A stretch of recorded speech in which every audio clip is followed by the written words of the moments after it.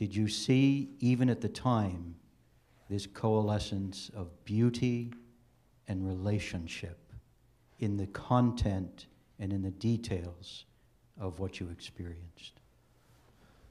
You know, I really wasn't struck at the time. It was something that came later. I was in the middle of it. I was really struggling to figure out what was true. And in the middle of that, I mean, my mind was a lot more focused on the cost I was about to have to pay. Because if I wanted to become a Christian, if I wanted to follow Jesus, I was going to have to give up everything.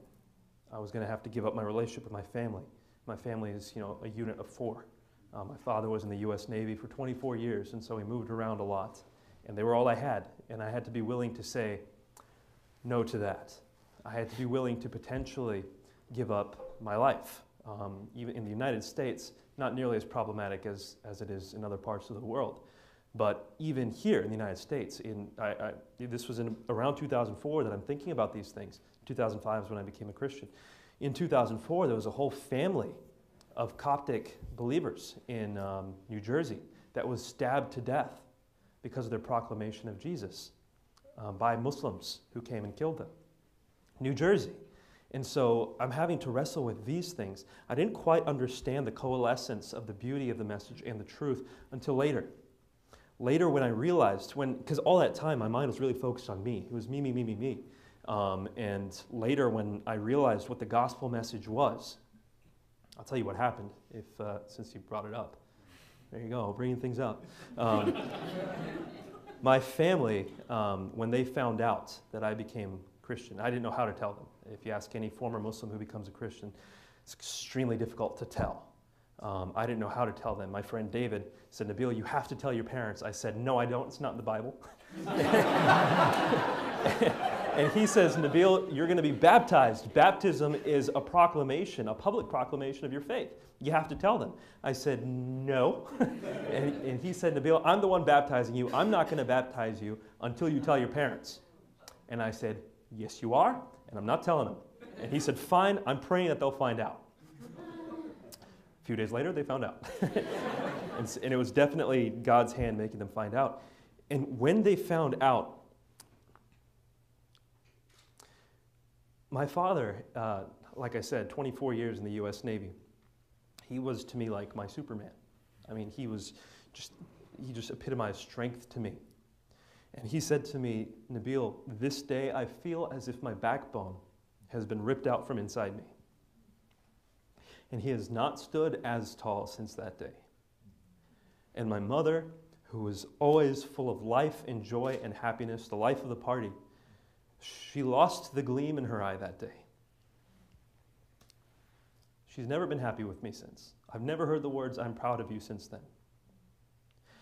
And as I was wrestling with what I had to give up the next day, on my knees, in tears, saying, "God, I believed a week ago. Why didn't you kill me when I believed? Why didn't you kill me? Because if you killed me, we'd all be happy. I'd be with you. My parents wouldn't have known. We'd all be happy if you'd killed me." And it was in that moment when I realized this was not at all about me. Like up until now, I've just been thinking me, me, me, me. What's the truth? I need to follow the truth. I need to know who God is. And those are good things, don't get me wrong. But once you find out what the gospel message is, it is the least selfish message of all of history. The idea is that you pour yourself out for the sake of your enemies.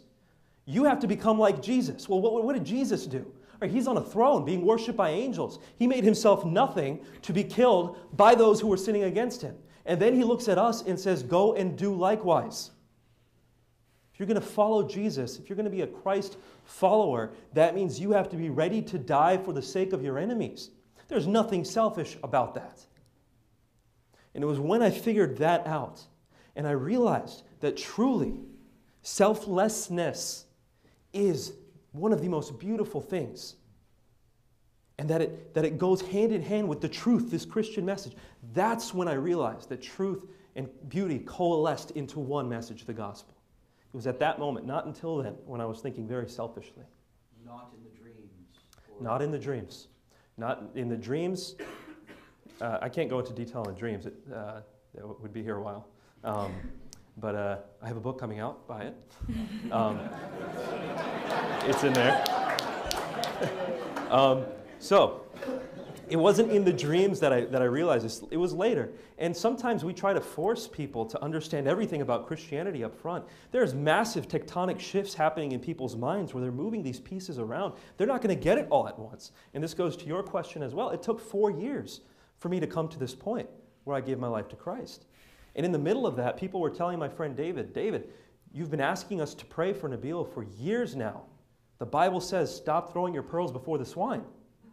Give it up. He's not going to believe. It took a long time for these plates to shift and for me to fall on my knees to ask God who he was. And then it took his timing to reveal himself to me. And ultimately is when I read the Bible, when I really realized that this was the truth.